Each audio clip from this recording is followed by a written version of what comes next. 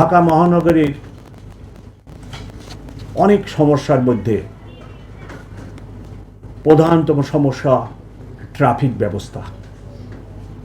এই শহরের রাস্তাঘাট অত্যন্ত সীমিত। গত গভর্নমেন্টের সময় অটোরিকশাকে অনুমতি দেওয়ার কারণে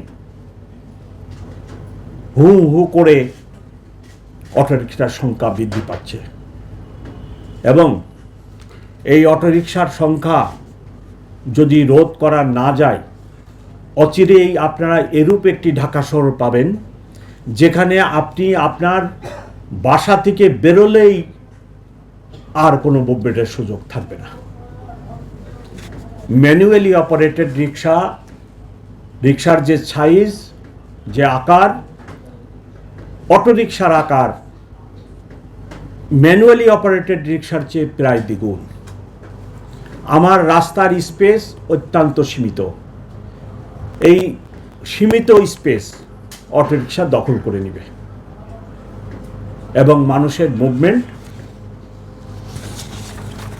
একদম বন্ধ হয়ে যাবে। তাই সদাশয় সরকারের সাথে আমি এই বিষয়টি আলাপ করেছি এবং একটি ব্যবস্থাপনার মধ্যে আনার জন্য অনুরোধ করছি। ঢাকা শহরের ট্রাফিক ব্যবস্থাপনা অত্যন্ত বিশৃঙ্খল অবস্থায়। যারা রাস্তা ব্যবহার করেন ওনারা ট্রাফিক আইন মানতে চান না।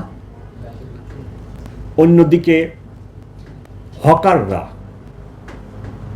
ফুটপাত ব্যবহার করে এবং ফুটপাতের বাইরে এখন তারা রাস্তাও দখল করে নিচ্ছে এবং রাস্তা দখল করে ব্যবহার করছে। এরূপ অবস্থায় ট্রাফিক ব্যবস্থাপনা অত্যন্ত জটিল হয়ে পড়েছে। আমি গত 21 তারিখে যোগদানের পর থেকে ট্রাফিকের উপরে যথেষ্ট মনোনিবেশ করছি।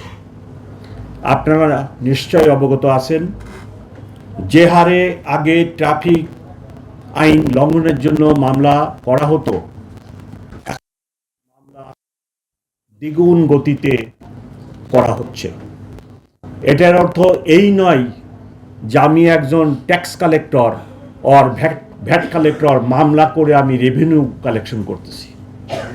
সেটা আমার উদ্দেশ্য নয়।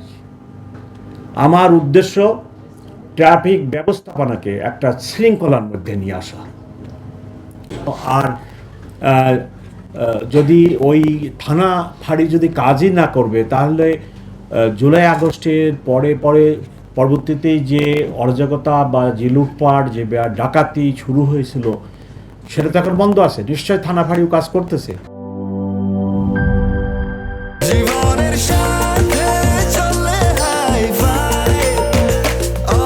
স্বাস্থ্যকর অল টাইম, সব সময় অল টাইম হেলদি লাইফ।